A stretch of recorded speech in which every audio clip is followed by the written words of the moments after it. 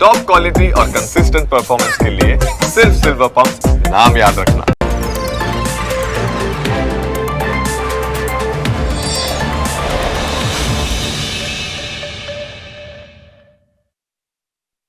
નમસ્કાર, સ્વાગત છે આપનું ન્યૂઝ કેપિટલમાં. આપની સાથે હું છું જુહી ગાંધી.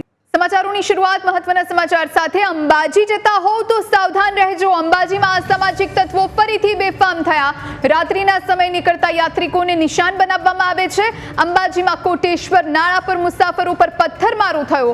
અમદાવાદથી અંબાજી જતી ઇકો ગાડી પર પથ્થરમારો થયો છે. પથ્થરમારાથી બચવા માટે મુસાફરે ગાડી સ્પીડમાં દોડાવી. ગાડી સ્પીડમાં દોડાવતા ટાયર ફાટ્યું. ડ્રાઈવર ફાટેલા ટાયર સાથે અંબાજી સુધી ગાડી હંકાવતો જોવા મળ્યો. પથ્થરમારામાં એક મહિલાને માથાના ભાગે ઈજા થઈ છે. મહિલાને સારવાર માટે અંબાજી સિવિલ હોસ્પિટલમાં લઈ જવામાં આવ્યા છે.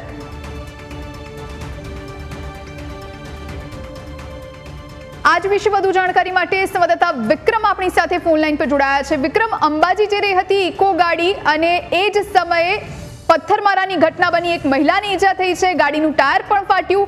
આ અસામાજિક તત્વો વિરુદ્ધ કઈ રીતની કાર્યવાહી કરવામાં આવી રહી છે? પોલીસ તપાસ કઈ રીતની? જી, ચોક્કસથી જણાવીશ કે આ જે ગાડી છે કોટેશ્વર નાડા જોડાથી અંબાજી તરફ આવી રહી હતી ત્યારે અચાનક જે અંતરિયાળ વિસ્તાર જે છે અંબાજીથી 3 કિલોમીટર દૂર જે કોટેશ્વરનો વિસ્તાર આવે છે ત્યાં ઘણી વખત આવા બનાવો બનતા હોય છે. જે અસામાજિક તત્વો હોય છે, જે યંગ છોકરાઓ હોય છે, જે તોફાની તત્વો હોય છે, પથ્થરમારો કરતા હોય છે. આજે પણ એક પરિવાર ઇકો ગાડીમાં બેસીને અંબાજી આવી રહ્યા હતા ત્યારે એમના ઉપર પથ્થરમારો થયો. ત્યારે એ ઇકો ગાડીમાં 4 જણા સવાર હતા. તેમાં એક બેઠેલા બેનને ઈજા પણ આવી છે. આ તો ડ્રાઈવરની સૂઝબૂછના કારણે ડ્રાઈવરે ગાડી ત્યાંથી ભગાઈ ટાયર ફાટી ગયું હતું. તે છતાં પણ જીવના જોખમે તે ગાડી અંબાજી સુધી લાવ્યા હતા. જી, પહેલા પણ આવા ઘણા કિસ્સા સામે આવી ચૂક્યા છે કે જ્યારે લૂંટના ઈરાદે આ પ્રમાણે મુસાફરોને આંતરવામાં આવે અથવા તો ટાયર ફાડવા માટે ખાસ કરીને બ્લેડનો ઉપયોગ કરવામાં આવે અને લોકોને ઘેરવાના પ્રયત્ન કરવામાં આવે. આપણે પહેલા આ પ્રમાણેના કિસ્સા જોયા છે. આ વખતે આવો કોઈ પ્રયત્ન કરવામાં આવ્યો? આ ખાસ કરીને જે ગેંગ છે એ ગેંગ આ વિસ્તારમાં રહે છે, એને લઈને કોઈ જાણકારી છે? અસામાજિક તત્વો છે કોણ?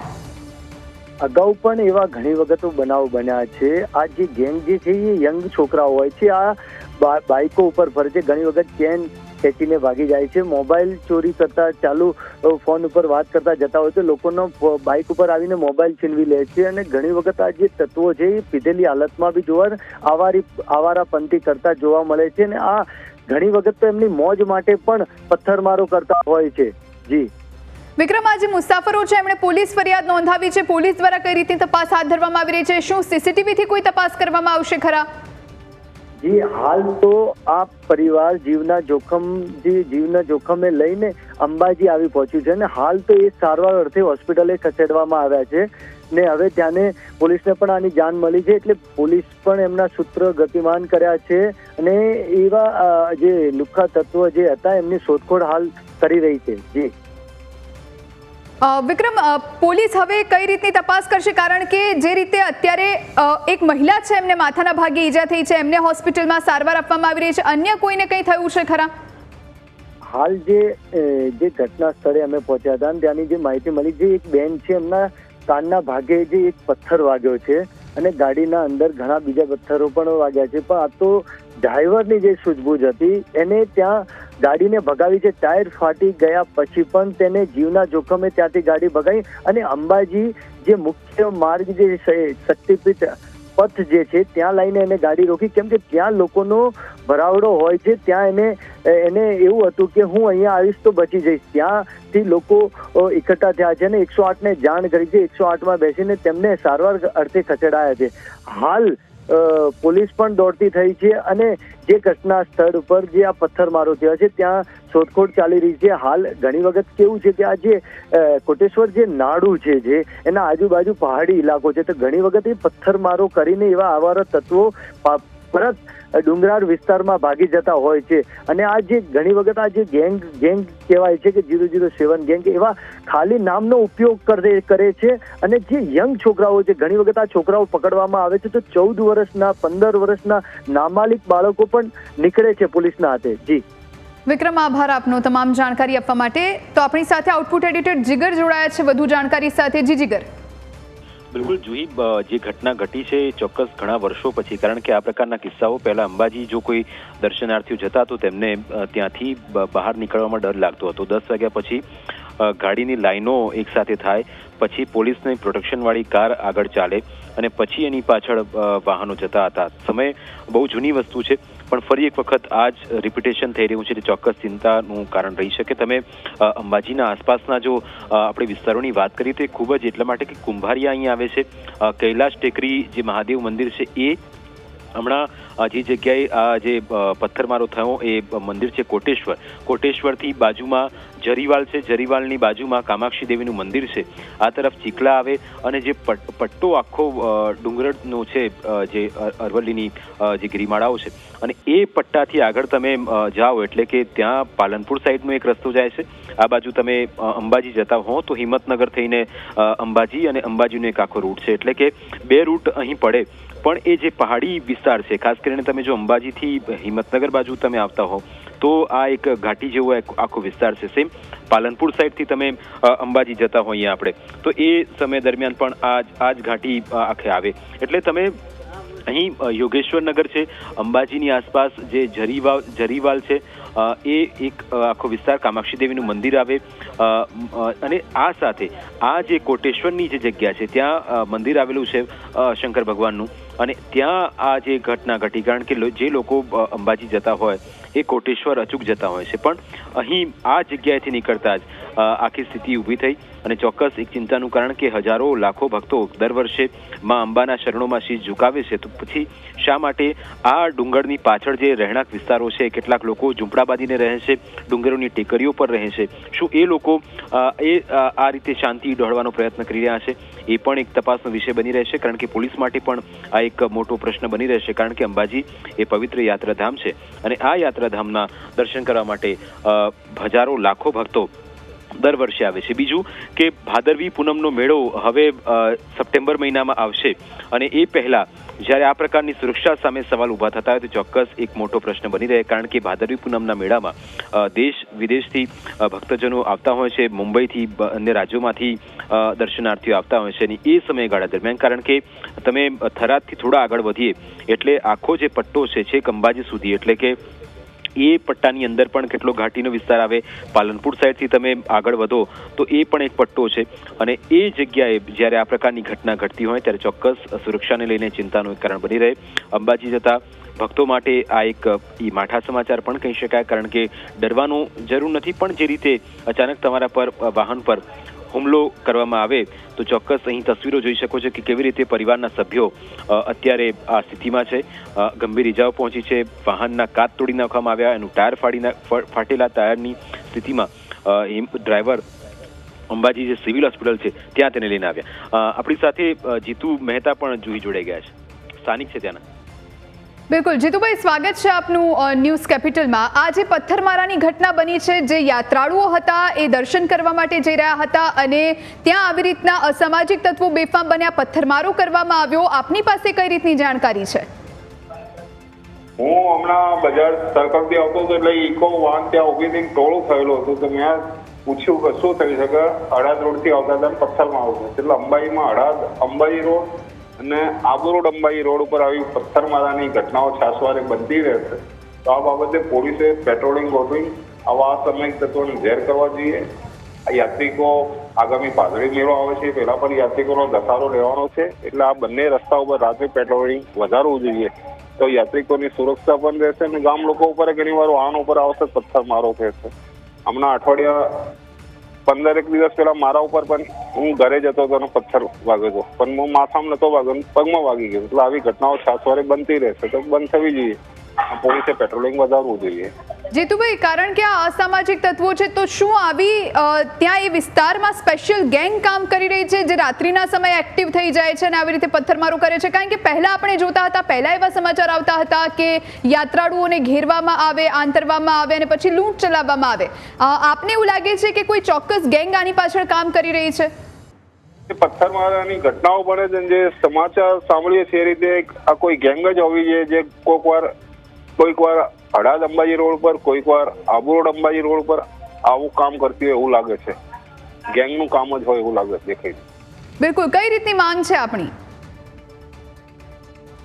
જીતુભાઈ, કઈ રીતની માંગ છે પોલીસ પાસે? કઈ દિશામાં તપાસ થવી જોઈએ?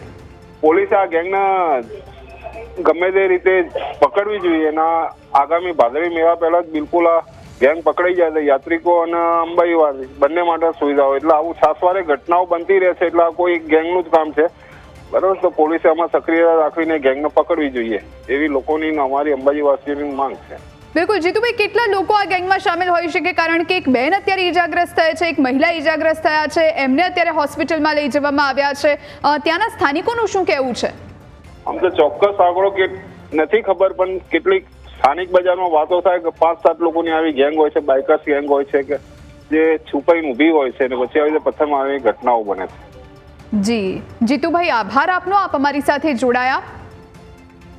તો જે પ્રમાણે ત્યાંના સ્થાનિકો પણ માંગ કરી રહ્યા છે કે પોલીસ પ્રોટેક્શન વધવું જોઈએ, સુરક્ષા વધવી જોઈએ. ખાસ કરીને ત્યાંના સ્થાનિકોને પણ આ પ્રમાણેના અનુભવ થઈ રહ્યા છે. રાત્રિના સમયે તેઓ પણ બહાર નીકળી રહ્યા હોય તો તેમને પણ આ પ્રમાણે ડર લાગે છે. અને બીજી તરફ અત્યારે જે એક્સક્લુસિવ જે દ્રશ્યો છે એ પણ ન્યૂઝ કેપિટલ આપને બતાવી રહ્યું છે કે જ્યાં એક ઇકો કારમાં યાત્રાળુઓ સવાર હતા અને આ યાત્રાળુઓ પર પથ્થરમારો થયો છે. આ કારના કાચ તૂટી ગયા છે અને કારમાં સવાર એક મહિલાની ઈજા થઈ. એટલું જ નહીં, કારનું ટાયર પણ ફાટી ગયું. અને ડ્રાઈવરની હિંમતને સલામ અહીંયા એટલા માટે આપવી પડે કારણ કે આવી પરિસ્થિતિમાં પણ કારનું ટાયર ફાટેલું છે તેમ છતાં પણ તેણે અંબાજી સુધી કાર હાંકી અને લોકોના જીવ બચાવ્યા. કારણ કે ખબર નથી કે આ જે અસામાજિક તત્વો છે એમની પાસે કોઈ હથિયાર છે કે કેમ, એમની શું મંશા છે એ પણ આપણે જાણતા નથી. એટલે ભાદરવી પૂનમનો મેળો એક તરફ નજીક આવી રહ્યો છે અને બીજી તરફ આ પ્રમાણેની ઘટના બનતા લોકોમાં પણ અત્યારે ભયનો માહોલ છે, યાત્રાળુઓમાં પણ અત્યારે ભયનો માહોલ છે. આપણી સાથે સંવાદદાતા જય પણ જોડાયા છે.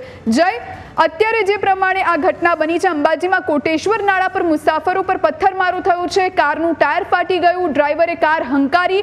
સુરક્ષા પર સીધા સવાલ અહીંયા ઊભા થયા છે. આ સામાજિક તત્વો કોણ છે, એમને પકડવા પણ કેટલા જરૂરી હવે? જી વાત કરવામાં આવે તો યાત્રાધામ અંબાજી છે તે દેશનું શક્તિપીઠમાંનું એક શક્તિપીઠ ગણવામાં આવે છે.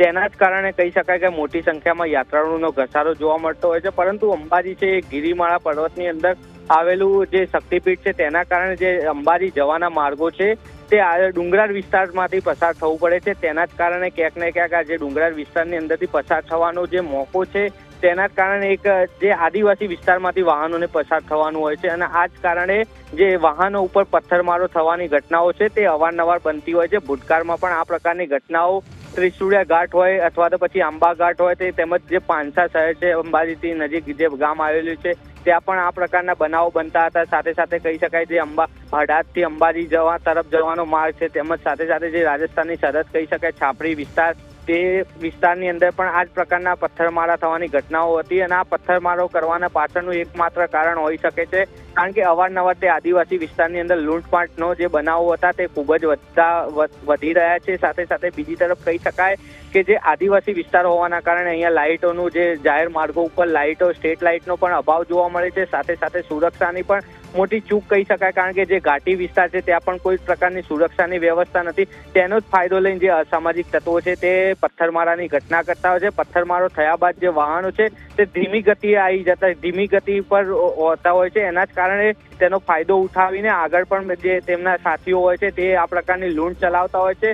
સાથે સાથે કહી શકાય કે આદિવાસી વિસ્તાર હોવાના કારણે અગાઉ પણ આ જ પ્રકારની જે ઘટનાઓ બની હતી, ઘટનાઓ બનવા પાછળ એક ચોક્કસ ગેંગનો હાથ જોવા મળ્યો હતો. તેના જ કારણે અંબાજી પોલીસ તેમજ બનાસકાંઠા પોલીસ દ્વારા મોટા કાર્યવાહી પણ કરવામાં આવી. કાર્યવાહી કર્યા બાદ થોડા સમય માટે આ જે પથ્થરમારાની ઘટના હતી તે પથ્થરમારાની ઘટના પર રોક લાગી હતી. પરંતુ કહી શકાય છેલ્લા ઘણા સમયથી ફરીથી આ પ્રકારની ઘટનાઓ અવારનવાર બનતી હોય છે. તેના જ કારણે રાત્રિ દરમિયાન અંબાજીથી આવવા માટે અથવા તો અંબાજી જવા માટે કોઈ પણ યાત્રાળુઓ જે કહી શકાય કે રિસ્ક લેવા માંગતા નથી કારણ કે આ પ્રકારની ઘટના બનતી હોય છે. સાથે સાથે જે અત્યારની ઘટનાની વાત કરો તો આજે પણ ફરી એ જ ઘટનાનું પુનરાવર્તન થયું છે પથ્થરમારાની. અંબાજી નજીક જે કોટેશ્વર મહાદેવનું મંદિર આવેલું છે, જ્યાં સરસ્વતી માતાનું કુંડ આવેલું છે, તે જે માર્ગ છે તે માર્ગ પર જે કોટેશ્વરનું નાળું આવેલું છે તે નાળા વિસ્તારની અંદર જે ઇકો કાર હતી અમદાવાદથી યાત્રાળુઓ હતા તે અંબાજી તરફ આવતા હતા તે શ્રદ્ધાળુઓની જે કાર હતી તે કાર ઉપર પથ્થરમારો કરવામાં આવ્યો છે. પથ્થરમારા બાદ જે કાર ચાલક હતા તેને સમય સૂચકતા દાખવી તે કાર જે કહી શકાય કે અંબાજી તરફ હંકારી હતી, પરંતુ ક્યાંક ને ક્યાંક તેની વાહનનું જે હતું તે ટાયર ફાટવાની પણ ઘટનાની તેમ છતાં તેને અંબાજી તરફ લાવી હતી. આ સમગ્ર જે પથ્થરમારાની ઘટના બની હતી, પથ્થરમારાની ઘટનાની અંદર જે વાહનની અંદર સવાર હતી એક મહિલા તેને ઈજા પણ માથાના ભાગે પહોંચી હતી. ઈજા પહોંચવાના કારણે તેને અંબાજી સિવિલ હોસ્પિટલની અંદર કહી શકાય કે સારવાર માટે ખસેડવામાં આવી હતી. પરંતુ જે યાત્રાધામ અંબાજી છે તે અંબાજીની અંદર અવારનવાર આ પ્રકારની જે કહી શકાય કે અવારનવાર આ પ્રકારની ઘટનાઓ બનતી હોય છે પથ્થરમારાની. સાથે સાથે બીજી તરફ કહી શકાય કે જે સુરક્ષાની વાત કરવામાં તો સુરક્ષાની મોટી ચૂક ગણાઈ શકાય, કારણ કે જી જય આભાર આપનો જાણકારી આપવા માટે.